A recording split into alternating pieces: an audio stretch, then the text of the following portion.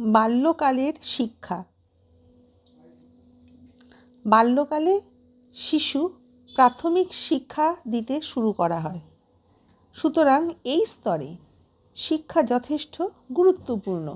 এই স্তরের মানসিক বৈশিষ্ট্য অনুযায়ী শিশুর শিক্ষার পরিবেশটা গড়ে তুলতে হবে এবং ঠিকমতো পাঠ্যসূচি প্রণয়ন করতে হবে।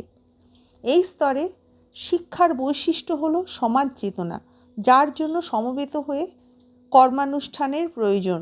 শিশু যাতে অবাঞ্ছিত বা অসঙ্গত কোনো আচরণ না করে কিংবা যাতে নীতিবিরুদ্ধ কোনো কাজে উদ্বুদ্ধ না হয়, সেই দিকে শিক্ষক ও পিতামাতাকে অবশ্যই লক্ষ্য রাখতে হবে।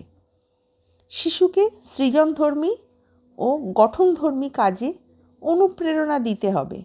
শিশু চায় সবসময় নিজেকে প্রকাশ করতে, তার জন্য এমন সমস্ত কাজের ব্যবস্থা রাখতে হবে তার আত্মপ্রতিষ্ঠার চাহিদাটি যাতে পরিতৃপ্ত হয়।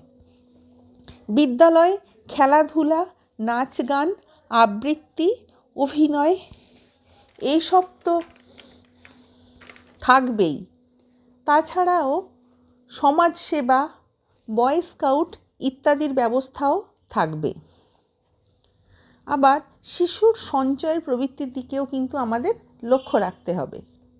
ডাকটিকিট, দেশপ্রেমিক বা নেতাদের ছবি ও বাণী ইত্যাদি সংগ্রহ করার জন্য শিশুদের উৎসাহ দিতে হবে। নির্ধারিত পাঠ্যসূচির সঙ্গে অন্যান্য পাঠ্যপুস্তকও পড়ার সুবন্দোবস্ত রাখতে হবে। অর্থাৎ ক্লাসে তারা যা পড়ছে সেই সাবজেক্ট ছাড়াও কিন্তু তাদের আরও অনেক কিছু বই, মজাদার বই, যাতে তাদের ভালো লাগে সেই রকম বইও কিন্তু তাদের পড়ার সুবন্দোবস্ত রাখতে হবে। মহাপুরুষের জীবনী পাঠ, তাদের সম্বন্ধে আলোচনা শিশুর কিন্তু নৈতিক আদর্শ গঠনে যথেষ্ট সহায়তা করে থাকে।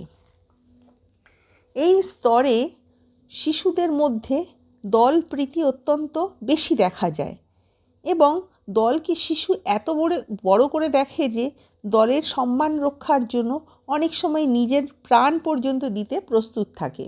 সুতরাং শিশুকে দল বিশ্বস্ততা, সহযোগিতা, সহানুভূতি ইত্যাদি গুণাবলীর সঙ্গেও পরিচয় করিয়ে দিতে হবে। এই স্তরে শিশুরা যাকে বেশি ভালোবাসে বা পছন্দ করে তাকেই জীবনের আদর্শ হিসাবে গ্রহণ করে। এ ব্যাপারে তার কাছে সবচেয়ে বড় আদর্শ হলো শিক্ষক।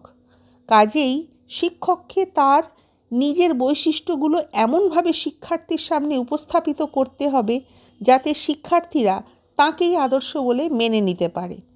শিক্ষকের আচরণধারাই শিক্ষার্থীদের আচরণধারাকে প্রভাবিত করবে। তাছাড়া শিশুর মধ্যে আত্মপ্রত্যয় বা আত্মবিশ্বস্ততা, স্বনির্ভরতা, শৃঙ্খলা ইত্যাদির প্রতি আনুগত্য, বিনয় ইত্যাদি সদ্গুণ বিকশিত করতে হবে।